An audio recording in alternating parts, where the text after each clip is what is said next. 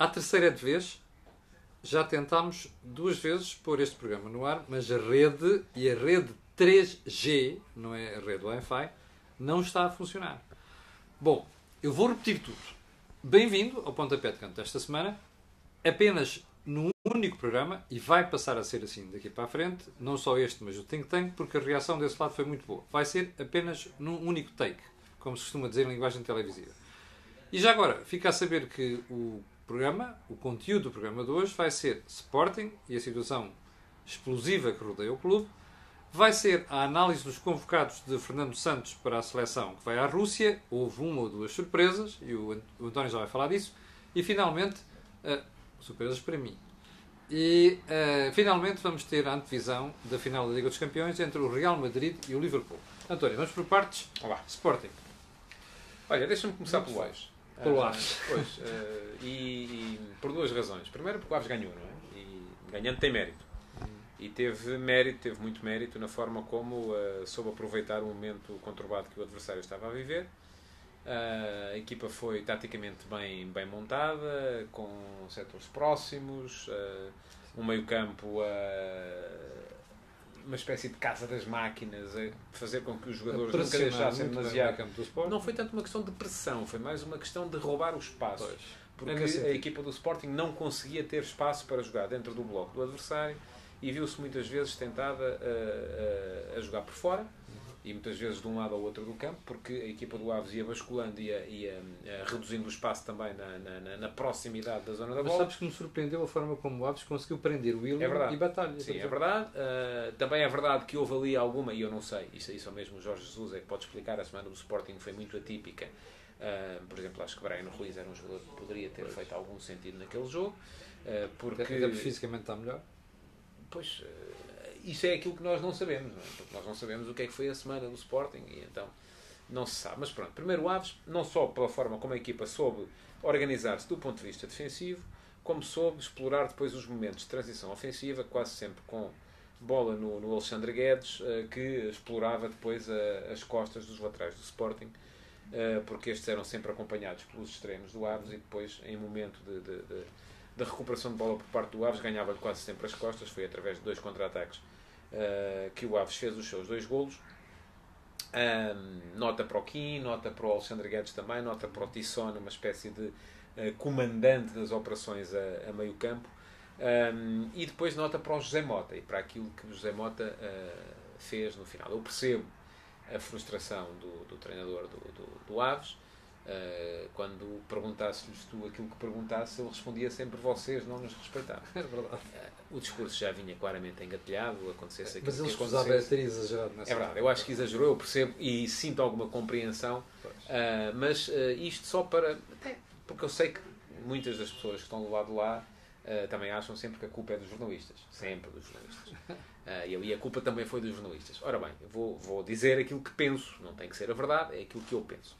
Os jornalistas movem-se em valor de uma coisa que se chama valor notícia. E na semana anterior, é verdade que o Aves tem, e os jornais não se fazem com ferramentas de agrimensor, não vamos lá estar a medir os centímetros quadrados para se perceber quem é que tem mais ou menos. Embora daquele lado haja muita gente que pensa assim. Sim. Aliás, se formos a ver, da parte do Sporting até agradeceriam seguramente que houvesse menos... Também criticam os jornalistas porque deram eco a mais à crise que se estava a viver. Mas aquele era o assunto do momento. Quer dizer, não é uma... Valor notícia é uma coisa que acontece com raridade e que tem impacto. Ora, uma claque invadir um centro de estágio, agredir os jogadores, irem 23 presos porque não apanharam mais, criar-se uma situação em que o plantel vira completamente de costas ao presidente, em que um dos finalistas da Taça de Portugal não treina durante a semana, tem impacto e é raro. Portanto, tem valor notícia. Logo, foi isso que inundou não só os jornais, como as rádios, como os espaços de debate de futebol na televisão. Simpatizo com o protesto do José Mota, mas no fundo não tinha... Mas dispensávamos o exagero também, foi. Exatamente. Até porque depois o próprio José Mota acabou por não aproveitar o palco que teve para explicar a forma como a sua equipa foi de facto melhor do que o Sporting naquele dia. e podia tê-lo aproveitado, mas não. Preferiu repetir até à exaustão. Mas eu estou com o António, já deu os parabéns ontem e volto a dar hoje. Acho que o Aves foi um justo vencedor. Foi sim, senhores, porque conseguiu ser melhor do que uma equipa do Sporting que estava presa por linhas de cozer. Sim, e via-se que os jogadores não... E depois há outra questão, é que já ouvi muitos adeptos sportinguistas, nomeadamente aqueles que no fim foram lá apontar o dedo aos jogadores e dizer que eles não quiseram ganhar, como se isso fosse possível em algum sítio do mundo. Isto são pessoas claramente que nunca fizeram desporto na vida, porque se tivessem feito desporto na vida sabem duas coisas. Primeiro, os jogadores querem sempre ganhar, sempre. Segundo, nem sempre ganha quem quer, porque há duas equipas, há adversários, e se a ideia fosse ganharem sempre os mais fortes, Portugal não tinha sido campeão da Europa, por exemplo. Sabes que houve um sportinguista ferrenho que me disse assim: ainda bem que aquele pontapé do Bas Dost foi à trave, senão as pessoas iam dizer que ele falhou propositadamente. Ou seja, que é difícil acertar na trave. Pode ter havido quem achasse que foi ali um cúmulo da pontaria. Mas bom, isto deixou a equipa do Sporting numa situação, e é preciso saber fazer a leitura política da situação. E qual é a leitura política? A leitura política é que Bruno de Carvalho passou a ter, isto pode parecer um contrassenso, e eu não vou sequer ao ponto, porque não acredito nisso, de achar que o Presidente do Sporting queria que a equipa perdesse. Não acredito nisso, vou dizer, bem, read my lips, como dizia o outro, não acredito nisso. Mas a verdade é que este resultado era o resultado que menos problemas lhe ia causar a ele, naquilo que os adeptos sportinguistas se negam a reconhecer que existe, mas que é de facto neste momento um confronto entre os jogadores e o Presidente. O confronto existe, há claramente a comunicação que o Bruno Carvalho fez no sábado foi, do meu ponto de vista, mais uma vez, isto é só a minha opinião, ninguém tem que estar de acordo, agora claro, eu posso tê-la, não é? Como vocês podem ter a vossa. Foi totalmente desadequada. Porque eu vou utilizar outro adjetivo. Eu ia de viagem e eu vi toda a conferência de imprensa de Bruno Carvalho. E o adjetivo para mim é desastrosa a conferência de imprensa. É mais grave do que o António Carvalho. Pronto, eu diria desadequada porque, mais uma vez, aquilo que me parece é que ele fez ali duas coisas. Primeiro, abriu guerra aos jogadores, quando diz que os jogadores... É verdade que ele depois diz, não, são a minha família. Se eu lá estivesse... Só por cima do meu cadáver. Só por cima do meu cadáver. Não ia acontecer nada. Mas... acabou por dizer, pois, porque isto, os jogadores é que responderam aos adeptos. Não sabem, então não sabem o que é que se passa quando se responde aos adeptos. Pois, é isto que acontece. Aliás, o Rui Patrício, há notícias em Itália neste momento que o Rui Patrício está a fazer os testes médicos no Nápoles. Não conseguimos confirmar se é verdade ou mentira. Está a ser noticiado pelos jornais italianos. Não sei também, porque já pedi ao Sporting oficialmente para saber se o Sporting tem conhecimento de alguma situação ou não. Portanto, não sei se coloca aqui uma questão. Mas se for verdade, olha, eu desejo ao Rui Patrício que um grande jogador, um grande homem, a melhor sorte do mundo. E que não merecia o que lhe andam a fazer. Opinião de Camilo Lourenço. Não sei o que é que o António tem a dizer sobre eu acho que ninguém merece aquilo que se passou. E não sou daqueles que, de repente, esta semana passaram a achar que o Rui Patrício era um grande guarda-redes. Já achava há muito mais tempo. Exatamente. Mas ia dizer que Bruno Carvalho, inclusive, até chegou a dizer que o Rui Patrício, até à chegada a Madrid, virou-se para os adeptos a dizer que vocês estão aqui porque estão pagos e tal. Bom, enfim, terá havido 20, 30, 40 adeptos que viram aquilo naquele momento. A partir do momento em que o Presidente divulga aquilo em 5 canais de televisão em direto, hoje toda a gente está ainda com mais vontade de dizer mal do Rui Patrício. E isso acabou por ser, se calhar, bom no sentido, ou acharia Bruno de Carvalho que era bom para se ilibar a ele próprio de responsabilidades, mas, do meu ponto de vista, quando o Presidente vem dizer que já era previsível que se os jogadores responderam à claque, a claque podia virar-se a eles, está a criar dificuldades à defesa jurídica do clube, que, tanto quanto sei, por aquilo que já conversei com algumas pessoas, não vai nada nesse sentido. Porque não pode ir nesse sentido. Quer dizer, não faz sentido nenhum um clube apresentar uma defesa jurídica para a eventualidade, um cenário eventual de rescisões. Eu gostava de falar sobre isso também. Sim, suportado na tese segundo a qual os jogadores é que provocaram porque responderam aos membros da claque. Enfim. Isso até pelo contrário vai criar ao clube uma dificuldade. Então, se era previsível, deviam ter criado condições de segurança, não é? Não criaram. E aí Porque do que é que depende o sucesso, eventual sucesso, de um pedido de rescisão, que eu acho que é muito debatível, mas muito debatível mesmo. Não sou tão taxativo como muitas pessoas que acham que os jogadores vão ter claramente justa causa na rescisão. Depende de ter havido negligência ou propositada do clube ao não proporcionar aos jogadores as condições de segurança que eles precisam para trabalhar. Mas há coisas muito estranhas. Quer dizer, o segurança recebe uma chamada... Mas isso, pois, eu não consigo estabelecer um nexo de causalidade entre as duas coisas, e acho que aí haverá sempre... não se vai culpar ninguém sem ter certezas absolutas. Embora fique suspeita. Embora fique suspeita. Mas pronto. O que é que acontece em cenário de rescisão? E há muita gente também que... Tu achas mesmo que eles vão avançar para rescisões? Não, acho que nem todos. Acho que poderão eventualmente alguns avançar. A própria questão Rui Patrício, segundo, volto a dizer, são notícias que estão a circular nos média digitais italianos. Não vi imagens, não temos a certeza se ele sequer lá está, e estando... Não sabemos se terá havido eventualmente acordo para transferência entre o Sporting e o Nápoles, ou se terá sido o jogador a ir, por sua livre e espontânea vontade, ao Nápoles para depois eventualmente meter um processo de rescisão, alegando justa causa com o Sporting. O que é que acontece se um jogador apresentar isto? Os jogadores de futebol são profissionais como outros quaisquer, embora tenham umas especificidades que têm a ver com o facto do mercado futebolístico ter os tais valores, enfim, não é a mesma coisa um jornalista sair de um jornal e ir para outro, ou um jogador sair de um clube e ir para outro, porque há ali o valor do passe a contabilizar. Mas o que é que acontece se um jogador pedir justa causa, pedir rescisão e alegar justa causa? Essa rescisão é imediata. Isso as pessoas, assim, o jogador não vai ficar parado à espera que a Comissão Arbitral Paritária venha a decidir se ele tem ou não tem justa causa. Não, o jogador pede rescisão com justa causa e está imediatamente livre para assinar com qualquer clube se for condenado em tribunal mais tarde, que ele queira e que queira assumir o risco. Porque também a questão aqui é esta. Porque essa justa causa vai ser depois avaliada pela Comissão Arbitral Paritária. Tem membros da Liga, tem membros do sindicato e tem membros para fazer o desempate. Porque, à partida, parte-se do princípio que os interesses dos clubes são contrários aos interesses dos trabalhadores nestas questões. Se a justa causa for concedida ao jogador, assunto arrumado.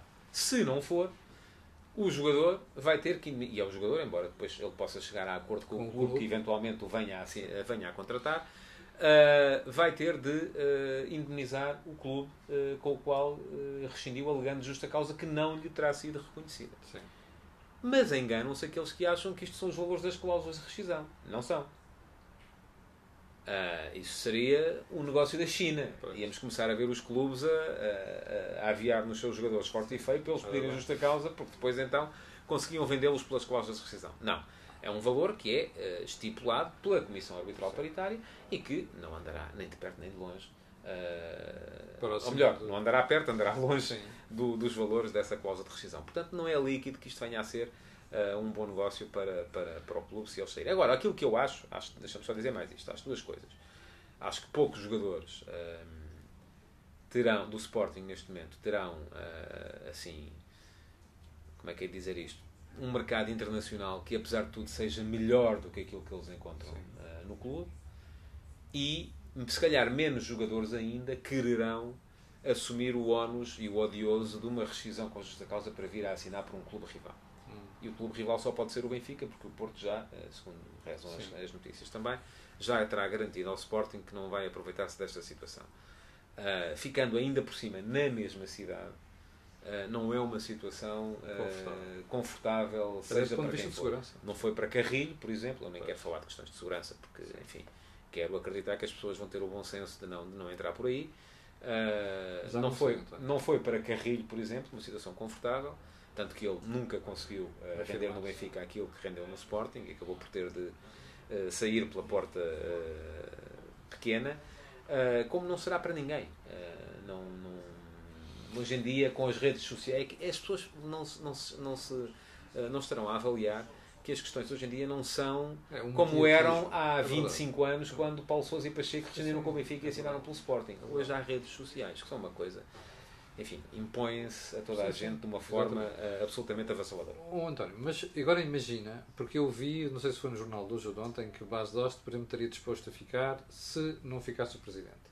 Ora bem, imagina que o Presidente não sai, como anda a dar mostras que não quer sair. Ou então imagina que se convoca eleições e o Presidente ganha outra vez as eleições. Qual é a relação que se pode esperar para a próxima época entre os jogadores que estão totalmente desavindos com o Presidente e um Presidente Vamos lá que ver. A questão, do meu ponto de vista, aí a questão coloca-se sobretudo no momento deles ficarem ou não ficarem, começarem a época ou não começarem. Porque eu também vou-te dizer, o Sporting é uma grande empresa e nas grandes empresas os trabalhadores não têm que ter boas relações com os presidentes. Nem boas nem más. Mas aqui... o que pode acontecer é...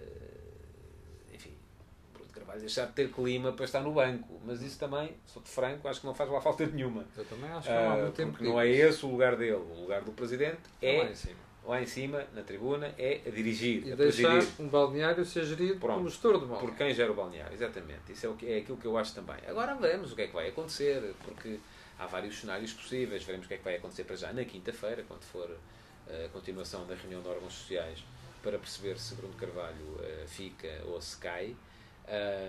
Porque depois também há ali aquela questão de Bruno Carvalho saber que se demitir, eu acho que Bruno Carvalho tem muito mais hipóteses de ganhar uma Assembleia Geral do que umas eleições neste momento. Sim. Porque a retórica de Bruno Carvalho funciona muito, muito bem em Assembleias Gerais. Essas massas de e atenção, estou a dizer isto, não é bom nem mau, é o que é. Bruno Carvalho tem um discurso populista que a dada altura levantou o Sporting e neste momento o está a manter a ele com o nível de apoiantes que tem. Mas a questão é que Bruno Carvalho, se decidir se demitir, pode sempre recandidatar-se. Se decidir ir à Assembleia Geral e arriscar e dizer assim, não, eu estou confiante que vou à Assembleia Geral e que ganho a Assembleia Geral e que venço o pedido de destituição. Se perder, se for destituído, não pode candidatar-se a seguir. Sim. Portanto, há aqui um risco que ele tem de avaliar e seguramente estará a fazê-lo com os seus... E agora imagina que ele não sai. Como é que um treinador planeia uma época no meio de uma próxima época, no meio desta instabilidade? Eu creio que, vamos lá ver, eu creio que tem de haver ali algumas certezas a breve prazo, não é? Isto não pode ser... as coisas não vão com certeza ficar em banho-maria durante muito mais tempo. O clube terá de fazer os seus esforços para chegar aos jogadores e para chegar aos agentes dos jogadores, para perceber o que é que eles estão a pensar fazer, para lhes dar ou não garantias daquilo que pensa possa vir a ser o seu futuro. E isso é um trabalho que tem que ser feito já. Sim. Não é depois, é já. E como é que tu achas que tudo isto é afetado pelas investigações que a Justiça diz estar a fazer às acusações de corrupção? Eu não sei, em relação ao processo Cashball e ao envolvimento eventual de André Geraldes, quero manter o mesmo recato que mantive sempre em relação a outros processos, seja a Operação Lex, seja o caso dos e-mails, seja Letopeiras e coisas seja o Letopeira, seja o que for. Porque, e isto as pessoas também era bom que percebessem, é assim que nós trabalhamos aqui no Bancada. Porque quando... É engraçado, isto tem muita graça, porque quando andava aí a Operação Lex, o Letopeira e seja o que for, tínhamos as pessoas os adeptos do Sporting, vocês são os cartilheiros porque não estão a dar as notícias. E nós demos as denúncias que foram feitas, porque essas nós podemos dizer foi feita uma denúncia. Agora depois se as pessoas são culpadas ou não, isso é outra coisa. E agora aqueles que na altura achavam que... E os outros diziam, não, é para vocês, estão ao serviço daquele e do outro porque estão a dar as notícias das denúncias. Bom, agora virou tudo. Agora aqueles que na altura achavam que não se devia dar, agora já acham que sim. E aqueles que achavam que não se devia, agora já acham que não. Enfim, é o nosso futebol, é assim. O nosso comportamento, nosso Bancada, tu saberás como é que te reges na cor do dinheiro. O nosso comportamento Bancada é sempre o mesmo. É processos... Nós só damos notícias que podemos confirmar. E estas eu não posso neste momento confirmar que houve suborno ou que não houve suborno. Posso confirmar que andam por aí uns a dizer que houve. Vamos a ver se houve ou não. António, mudando de plano, Seleção Nacional, surpreendeu-te a convocatória de Fernando Santos? Surpreendeu-me o nome. Surpreendeu-me a ausência do Ruben Neves. Aquilo que me parece desde o início é que mais a mais, estando William Carvalho na condição em que está, que não é os últimos jogos foi sempre substituído relativamente cedo, porque não esteve parado, lesionado, uma questão de fadiga, enfim, vai ter algum tempo daqui até ao Campeonato do Mundo. Eu tenho fé e esperança de que o William Carvalho apareça no Campeonato do Mundo ao seu verdadeiro nível, mas há o risco de não aparecer, porque não é isso que se tem visto. E has de reparar numa coisa, aquilo que eu fiz uma lista, fiz os meus 23, eram os meus, não eram para adivinhar os do Fernando Santos, eram os meus, e nos meus 23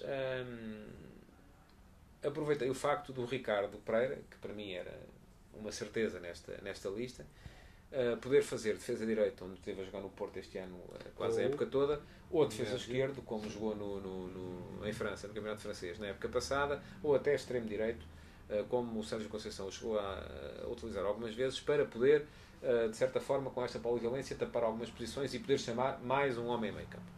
Porque tínhamos, de facto, superávit de médios e, repara, na qualidade dos jogadores que ficaram de fora. Rubén Neves, André Gomes. Tu estavas à espera que o André Gomes fosse incluído? Não. Achava que podia cair. Porque, de facto, há muita gente ali. Achava que era entre o André Gomes e o Adrian, mas apostaria no Adrian, por aquilo que conheço de Fernando Santos.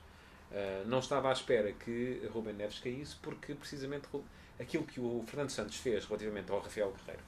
Rafael Guerreiro também jogou 2 jogos na segunda metade da época. Não há certeza de que ele possa chegar ao Campeonato do Mundo nas melhores condições, e apesar do Ricardo Pereira poder fazer defesa esquerda, Fernando Santos optou por chamar um outro defesa esquerda, Mário Rui. Deixou de fora, por exemplo, João Cancelo e Nelson Semedo, que são 2 jogadores que ele preza e que jogam em grandes equipas do futebol europeu. No meio campo, parti do princípio que ele iria fazer a mesma coisa relativamente ao William Carvalho. Não estando o William Carvalho certificadamente numa posição ou num momento fantástico, que ele quereria chamar um jogador para poder fazer o lugar de médio centro sozinho, como Fernando Santos gosta no seu sistema mais habitual. E o único jogador que Portugal tem para nessas condições, enfim, Adrian pode desenrascar, o próprio Manuel Fernandes pode eventualmente desenrascar, embora seja um jogador mais ofensivo. Adrian também é um jogador mais ofensivo. Era o Rubén Neves, mas Rubén Neves ficou fora porque Fernando Santos resolveu chamar Manuel Fernandes, que para mim foi a surpresa neste barato. Mas porquê é que tu achas que ele troca Manuel Fernandes por Rubén Neves, sabendo que Rubén Neves fez uma época fenomenal em Inglaterra? Vontade de ter Manuel Fernandes, vontade de ter jogadores com chegada à área, que é aquilo que lhe dá Adrian, que lhe dá Manuel Fernandes, mas que também lhe dá o Bruno Fernandes, que também lhe dá o João Mário. Portugal vai ter um meio campo com muita chegada à área, e isso pode querer dizer alguma coisa em termos de organização ofensiva. Mas era aí que eu queria chegar. Tu achas que ele vai montar uma equipa diferente daquela que montou para o Europeu precisamente por causa dessa convicção? Não, eu estava convicto que Portugal vai jogar a maior parte dos seus jogos no sistema habitual, que é um 4-1-3-2, com William a médio mais recuado, depois um médio esquerdo a fazer um bocado de terceiro médio, porque o segundo médio será em princípio o João Moutinho, e esse lugar de médio esquerdo a fazer terceiro médio, João Moutinho vai concorrer com Adrian e Manuel Fernandes para aquela posição, porque Manuel Fernandes não creio que resulte nem Adrian a partir da faixa. O lugar de médio a partir da faixa vai ser discutido entre o João Mário e o Bruno Fernandes. E depois estava a contar com um lugar de médio direito ao extremo direito para Bernardo Silva, com Gelson em alguns jogos, com Quaresma a funcionar como joker, a entrar na ponta final dos jogos que estivessem mais complicados, e Ronaldo com André Silva. Acontece que Portugal vai começar a jogar contra a Espanha, e o jogo contra a Espanha, se calhar vamos ter Ronaldo como ponta de lança único. É possível que isso venha a acontecer. E se Ronaldo aparecer como ponta de lança único, tudo isto pode, de certa forma, virar, porque pode Portugal aproximar-se mais de um 4-3-3, onde as coisas, de facto, podem encaixar de uma maneira diferente. E também depende das características que Fernando Santos quiser para os médios. Tu achas que vamos ficar com uma ideia mais próxima no primeiro jogo agora? No primeiro jogo, neste jogo... Acho que vamos ficar com uma ideia mais próxima no jogo com a Bélgica, porque eu acho que os jogos são pensados para... Embora não haja muita similitude, para não dizer que não há mesmo nenhuma, entre as equipas da Argélia e da Tunísia e a equipa do Irão, por exemplo, mas os jogos foram pensados um bocado nessa base. Vamos jogar contra a Bélgica para testar um bocado aquilo que possamos eventualmente vir a fazer contra a Espanha. António, na defesa não te surpreendeu nada, nomeadamente a ida de Rubén Dias? Não, acho que a defesa era esta. A única situação que eu eventualmente colocaria em cima da mesa era a possibilidade de ou não ir um quarto defesa lateral, porque Ricardo Pereira pode fazer os dois lados, Pois. ou de como Ricardo Pereira pode funcionar também como defesa esquerdo, eventualmente vir a ser chamado ou o Nelson Semedo ou o João Cancelo, em vez do Mário Rui. Nós vamos ter um problema na defesa daqui para uns anos. Quer dizer, já a seguir este Mundial, tu tens Sim, Pepe já... esperemos que não venhamos a ter esse problema já neste Pois, Mundial. agora Porque já são jogadores com muita idade. com muita idade e que dificilmente aguentam. Aliás, vimos aquilo que se passou com o Ricardo Carvalho, por exemplo, no último Campeonato da Europa, que foi importante de início, mas depois não teve claramente pedalada para uma competição em que se joga de 3 em 3, 4 em 4 dias durante um mês. Se Portugal chegar, como todos esperamos que aconteça, a uma fase avançada da competição. E aqui pode ser um problema se alguma coisa acontecer no Mundial. Pois, mas veremos como é que eles lá chegam, não é? Isso... Bom, e em relação ao meio campo ainda, e a questão da não ida de Rubén Neves, repara, Danilo já não vai. William está em subrendimento. Isto não é um risco grande para nós? Já o tinha dito. Acho que se o William aparece no campeonato sem estar na sua melhor condição, eventualmente Fernando Santos vai ter que pensar numa maneira diferente de jogar. Se calhar com 2 médios a par, e tendo 2 médios a par, já pode jogar até com 2 médios mais E quem é que ficaria? João Moutinho? João Moutinho e Adrian, em princípio. João Moutinho, depende dos jogos, contra a Espanha teria que ser João Moutinho e Adrian. E João Mário, onde é que se enquadra nisto tudo? Sempre a partir da esquerda ou a partir da direita. Bom, estamos com 25 minutos de programa para a parte final. António, fica a final da Liga dos Campeões, Real Madrid e Liverpool. O que é que achas que se vai passar? Olha, felizmente há uma coisa que não se vai passar, que se passou no ano passado, que foi a seleção portuguesa jogar no mesmo dia da final da Liga dos Campeões. Sim. O que me impediu de ver o jogo da final da Liga dos Campeões com a atenção que ele merece. E eu gosto de ver futebol em direto, acima de tudo. Acho que a emoção de direto é fundamental. E depois acho que vai ser um jogo... eu tenho muita expectativa, porque temos uma equipa do Liverpool que é uma equipa, pronto, à imagem de Jürgen Klopp, não é? Uma equipa que aqueles 3 homens da frente, um colosso a atacar. Mané, Salah e Firmino, são 3 jogadores úteis, mas móveis, com profundidade, com capacidade para ter golo. Para pôr a cabeça em água, a defesa do Real Madrid. A qualquer defesa, até porque o Liverpool é uma equipa que depois também funciona bem com a solidariedade, e viu-se os jogos em que o Liverpool goleou o Porto, goleou a Roma, enfim, a Roma depois acaba por sofrer 2 golos no fim e acaba por baquear também, depois também do ponto de vista defensivo é uma equipa, grande problema do Liverpool. É uma equipa que também não é 100% fiável.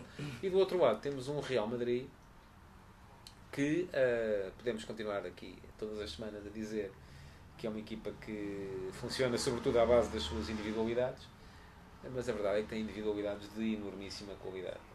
Que fazem a diferença. E que fazem a diferença. E apesar de poder parecer que não há processo neste Real Madrid, que no fundo aquilo é só quase soltar os craques para ver aquilo, para esperar que eles resolvam. Não é nada assim. Eu acho que há jogos em que o Zidane, enfim, abusa um bocadinho da sorte e da confiança, mas estou muito curioso de ver. Acho que é jogo para Ronaldo fazer golos, esperemos que ele apareça em boas condições, porque, e o Fernando Santos subscreverá isto com certeza, aquilo que Portugal mais precisa é de ter o Ronaldo motivado para a fase final do Campeonato do Mundo. Em todo caso, aquilo pode ser uma bela oportunidade para o Real Madrid de se vingar daquela final que foi em 82, terá sido, já não me dos lembro. penaltis. Eu vi, exatamente, Sim. Eu vi essa final. Pode ser a grande oportunidade do Real Madrid de se vingar. E seria já a 12ª Sim, taça. eu acho que neste momento, na altura, o Liverpool tinha melhor equipa do que o Real Madrid. Indiscutível, não é? Agora é difícil dizer neste isso. momento é difícil dizer isso. Eu acho que apesar de tudo o Real Madrid, enfim, uma equipa que é sucessivamente é campeão europeu há 2 anos e corre o risco de ganhar pelo 3º ano, é porque isto é uma equipa de dinastia. É uma equipa como foi a do Ajax no início dos anos 70, como foi a do Bayern a seguir, como foi depois a seguir o Liverpool. Por ciclos. Exatamente. Por E ciclos. como foi eventualmente o Milan de Sacchi e depois Capello, embora sejam equipas muito diferentes, mas há muito tempo que não tínhamos um domínio tão reiterado de uma equipa no futebol europeu. E isso, por um lado, desperta em mim a admiração que estas equipas merecem, porque provavelmente esta equipa do Real Madrid, tal como estou agora a falar do Ajax de Cruyff e de Neyskens e de Kaiser e do Bayern de Beckenbauer e de Hoeneß e de Breitner, se calhar vamos estar a falar daqui por 30 anos do Real Madrid, de Ronaldo e Isco e Modric, Sérgio Ramos, enfim. E isso ao mesmo tempo provoca-me admiração, mas também provoca-me algum aborrecimento, porque eu não gosto de ganhar sempre os mesmos, é uma coisa que me chateia. Olha, foi o pontapé de canto esta semana, 30 minutos exatamente. Vamos tirar estas dúvidas no sábado às 19h45 e na terça-feira cá estaremos para comentar não só a Liga dos Campeões, mas também a seleção e de certeza também o resto da continuação desta novela do Sporting. Fique bem, fique por aí, obrigado por ter estado desse lado. Não se esqueça, faça um gosto e faça também partilha nas redes sociais. Muito obrigado e quanto a mim, até amanhã às 8 da manhã.